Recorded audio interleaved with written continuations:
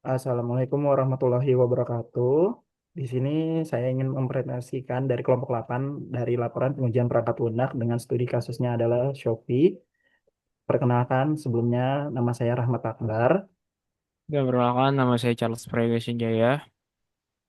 Di sini ada ruang lingkupnya berisi tentang teknik pengujiannya dengan black box testing. Nah, di sini ruang lingkup tersebut ada pada di kegiatan pengujian ini.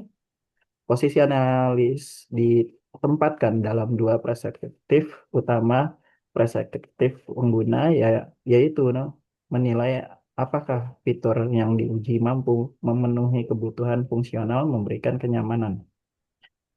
Terus di sini ada halaman web yang diuji, pengujian diarahkan untuk memastikan bahwa setiap fitur itu pada halaman yang diuji berfungsi sesuai dengan spesifikasinya. Fokus utamanya adalah mengevaluasi kendala proses dijalankan oleh pengguna mulai dari interaksi awal hingga penyelesaian suatu tindakan.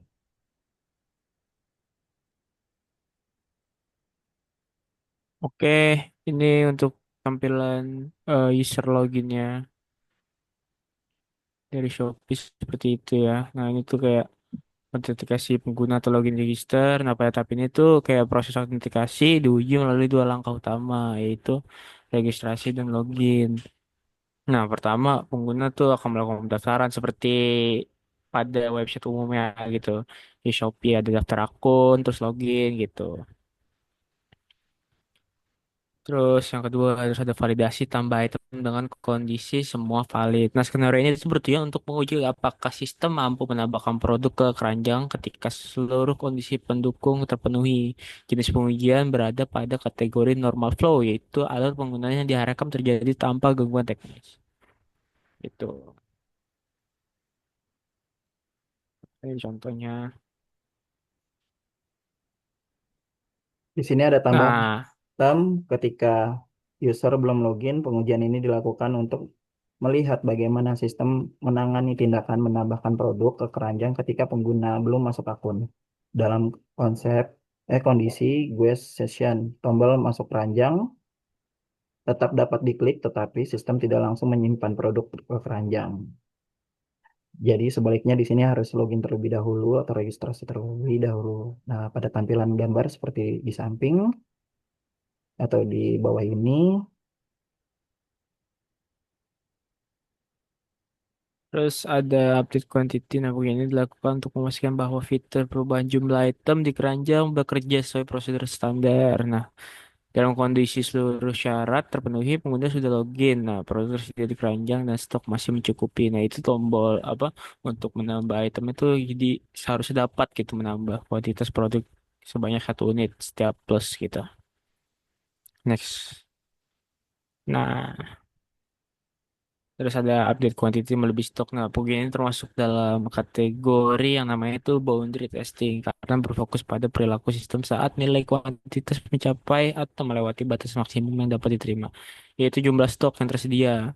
Itu seperti kayak ketika stoknya sudah full, apakah dia bisa ditambah lagi gitu apa atau tidak gitu.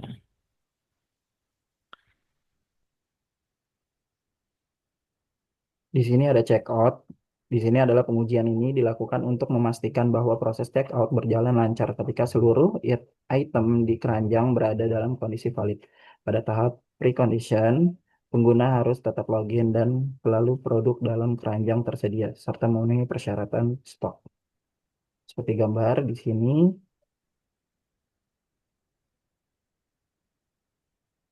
Nah, ini ada fungsi website yang diuji yaitu yang seperti yang tadi kita bilang ada autentikasi pengguna seperti login dan register. Pokoknya itu intinya yang pertama memastikan proses registrasi dan login tuh berjalan dengan valid. Jadi kayak kita tuh mengakses apa hanya mengizinkan akses bagi pengguna dengan kredensial yang benar. Terus yang kedua ada tambah produk ke keranjang itu untuk menguji penambahan produk baik dalam kondisi valid maupun saat pengguna belum login. Terus yang ketiga ada update quantity, memastikan pengguna dapat menambah jumlah item sesuai stok serta sistem mampu memblokir penambahan melebihi batas stok. Yang terakhir ada check out. Nah, itu menguji kelancaran proses check out ketika seluruh item valid dan memastikan sistem mengarahkan pengguna ke halaman pembayaran gitu. Nah, alasan pembatasan pengujian. Nah, pengujian dibatasi pada beberapa fungsi utama karena keterbatasan waktu, ruang lingkup, proyek, serta prioritas terhadap fitur yang paling berpengaruh pada proses transaksi. Tuh. Nah, ada tekniknya juga, teknik pengujian yang digunakan. Itu menggunakan pendekatan black box testing, di mana penilaian dilakukan berdasarkan perilaku sistem tanpa melihat struktur internal kode. Nah, beberapa teknik yang diterapkan antara lain yaitu adalah normal flow testing untuk memeriksa apakah fungsi berjalan sesuai skenario penggunaan standar. Yang kedua ada boundaries testing untuk menguji perilaku sistem pada batas maksimum atau minimum seperti kuantitas dan melebihi stok. Yang ketiga ada negative testing untuk melihat respons sistem terhadap input tidak valid. Misalnya login dengan kredensial salah atau penambahan item saat belum login. Gitu. Di sini ada lingkung pengujian. Di sini kita pakai Google Chrome dengan versi terbaru dan perangkat laptop dengan iOS Windows 10, koneksi internetnya di 50 Mbps.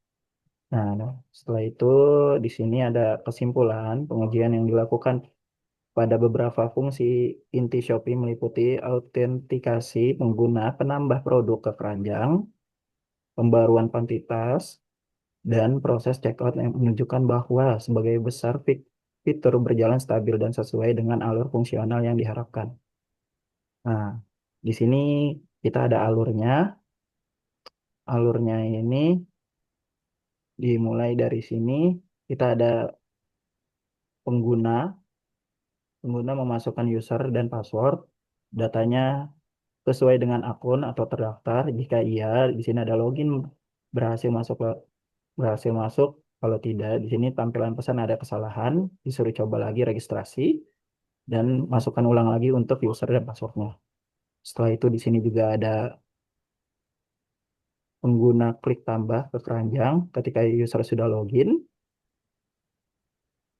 Di sini ada checkout ketersediaan barang, produk tersedia, item yang ditambahkan ke keranjang dengan jumlah yang diperbarui.